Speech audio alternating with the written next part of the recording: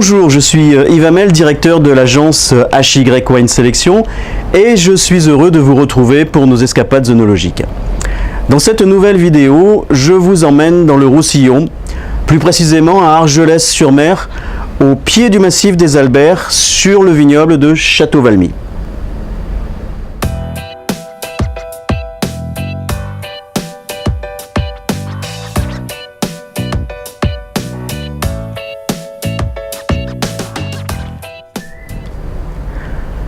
Avant d'être un vignoble, Château-Valmy est une maison de famille.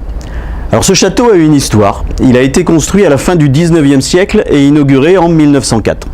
C'est une grande demeure bourgeoise, art nouveau, avec des clochetons travaillés, des tourelles élancées, des fenêtres longues et asymétriques, des beaux windows, des médaillons floraux en céramique qui forment de curieux mais harmonieux mélanges de styles. Et ce château a une particularité, il est l'un des premiers bâtiments privés à avoir été construit à partir d'une charpente en béton armé. La famille Carbonel est propriétaire du château et propose aujourd'hui 5 chambres d'hôtes de très bonne facture.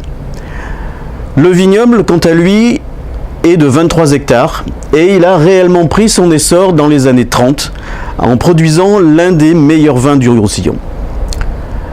La cave de vinification, ultra moderne, et le chai de vieillissement permettent aux vignerons de proposer des vins ciselés en rouge, rosé, blanc.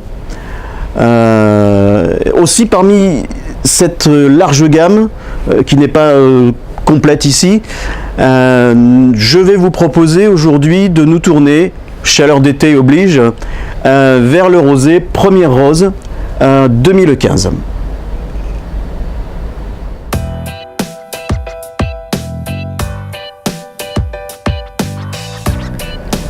Nous avons ici un assemblage de 30% Mourvèdre et 60% Grenache noir, en agriculture raisonnée avec des vendanges manuelles à pleine maturité.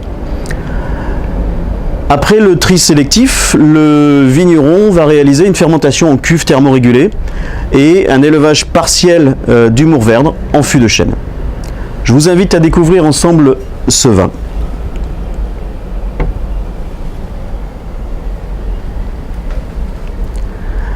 Nous avons ici une belle robe brillante, rose pâle, avec de petites touches de carmin.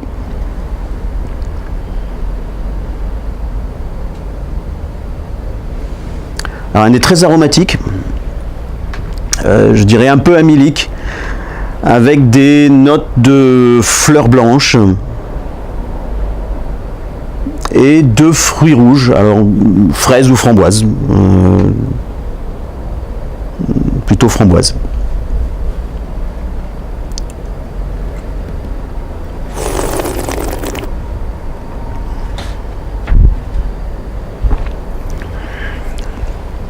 En bouche, on retrouve les arômes de fraises.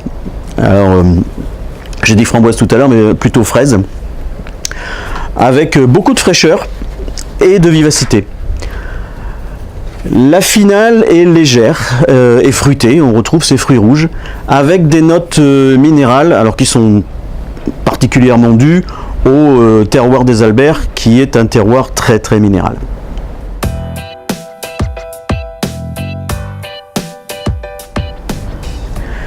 Je vous recommande de servir ce vin à une température de 10 à 12 degrés pour profiter de la fraîcheur et des arômes de ce vin.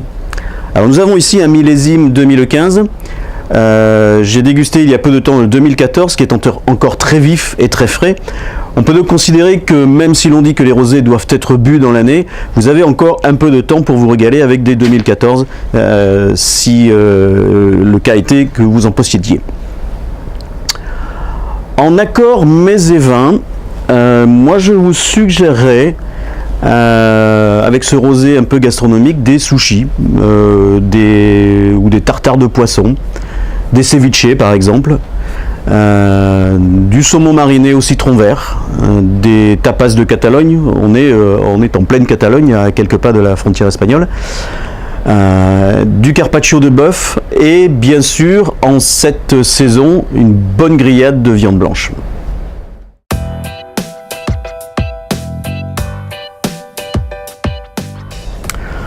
Voilà, une nouvelle fois, je voulais vous remercier pour vos messages et vos commentaires. N'hésitez surtout pas à donner vos avis et à me poser des questions via mon email qui s'affiche ici. La semaine prochaine, que diriez-vous de visiter les Côtes-du-Rhône? Alors nous irons sur la commune de Sablé, où nous nous rendrons au domaine Verquières, qui est un des grands domaines de Sablé, également en bio, et je vous ferai découvrir un de leurs vins. Voilà, je vous dis à la semaine prochaine.